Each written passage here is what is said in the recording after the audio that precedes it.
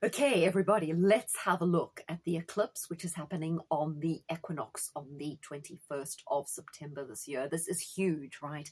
This is part of something that can potentially be explosive. It's dramatically affecting the UK and the UK chart. It's also affecting the French chart, Macron's chart, and Australia. Now, we've seen a big build-up in terms of the events. So what's been happening over the whole of August? We've had the migrant hotel protests, the flag waving and putting up of the flags.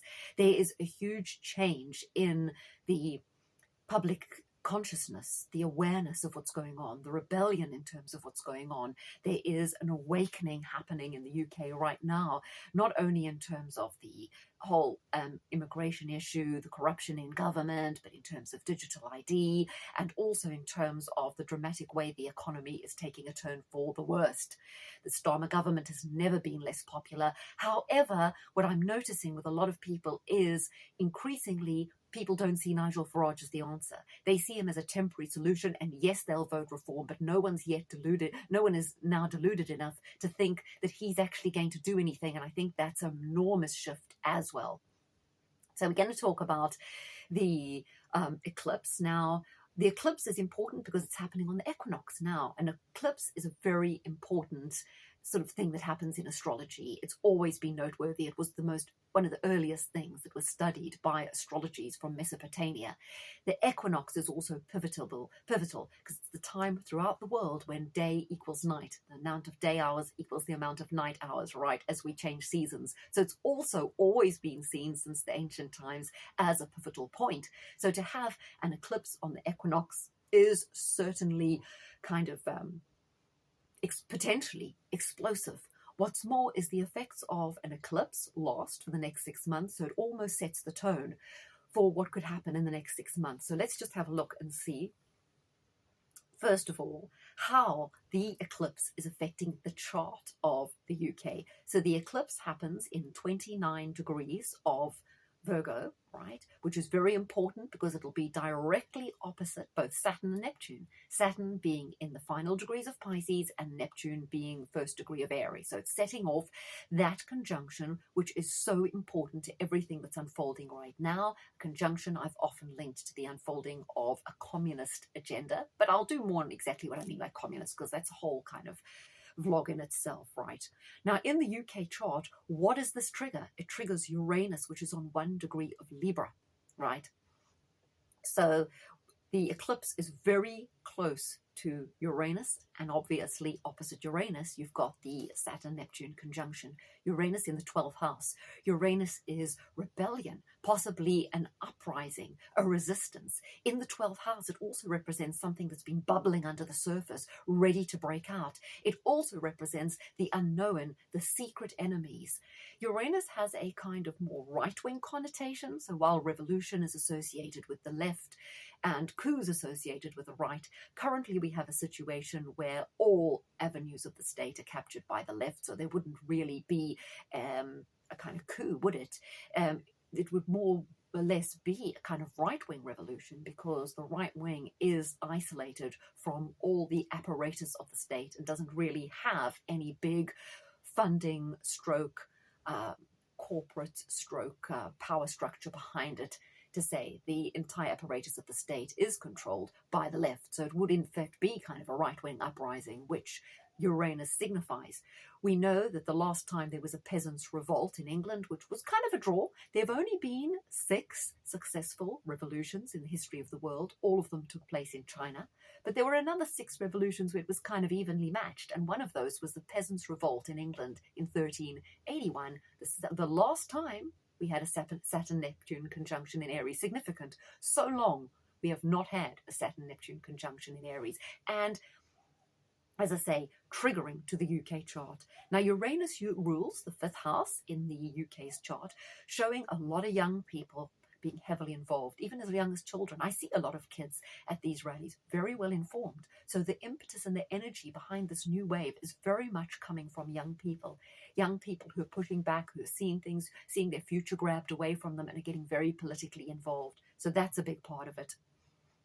What else we see in the UK chart is during this eclipse, Jupiter is conjunct the moon, which is in Cancer, in the 10th house. The moon is a symbol of leadership. Moon is woman. Is this Angela Rayner plotting to overthrow Keir? Because this does show some sort of shift in the leadership of the country through public pressure, right? Now, Angela was cast out, but she still remains very popular. Ed Miliband tweeted that she is something, I don't know, something about she's the most consequential woman in recent history and she deserves more accolades. So Ed Miliband is right behind Angela Rayner. And what did people say? They said Keir Starmer didn't have the guts to fire Ed Miliband, even though Keir Starmer knows this net zero is killing the economy and causing and losing him votes because of the very high electricity prices, with people in the UK paying the highest prices worldwide. Yet he wasn't able to fire Miliband because he's got so much power.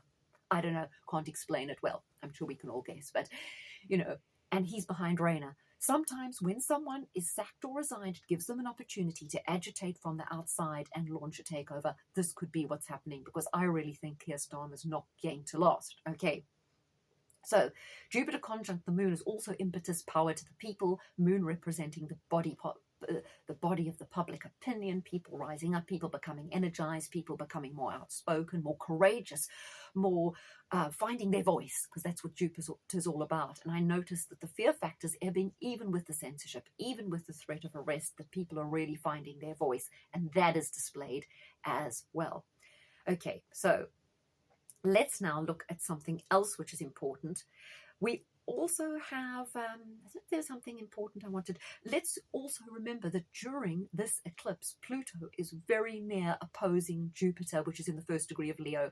Pluto, which is moving retrograde in Aquarius, will oppose Jupiter during this transit and in the months afterwards. And not only that, Mars, which is in the final degree of, at the time of the eclipse, will be in 29 degrees of Libra, is about to go into Scorpio. Mars in Scorpio, it's febrile, it's dramatic, it's potentially even violent. You can feel the tension in the pressure cooker burning with Mars moving into Scorpio. Plus, as it moves into Scorpio, it squares Pluto, and that triggers the Pluto opposite Jupiter, which also is what I think is going to lead to Keir Starmer losing power, right? Jupiter being in the 10th house of the UK, Pluto opposite Jupiter. And what could happen with Charles? Harry's over here visiting Charles. Is Charles near the end? Lots of news about the Queen on the anniversary of her demise. I don't know. Harry has been having his first meeting with Charles in a long time. You see, that could also be something that's playing out, because Jupiter is royalty. Jupiter in the 10th house, Pluto opposite Jupiter, some sort of shift going on there. So we're looking at what's happening with Charles, what's happening with Starmer. So much going on in the UK's 10th house. Now, I've done a chart for the exact time of the eclipse in London to see how it affects the UK chart. That's over here. Very interesting, because at the time of the eclipse, Uranus is going to be on the... that's not the right chart. Sorry, just got to get the right chart here. Let's see if it's this one.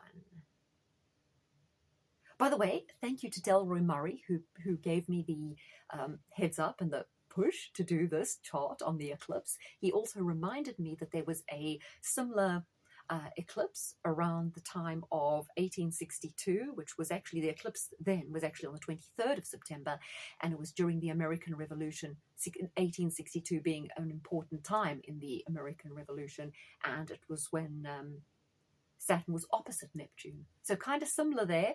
And the eclipse was also triggering Saturn opposite Neptune, which was in the first degrees of Aries. So although Saturn was opposite Neptune, we had that theme of Saturn opposite Neptune being triggered by an eclipse on the equinox during the American Revolution in 1862.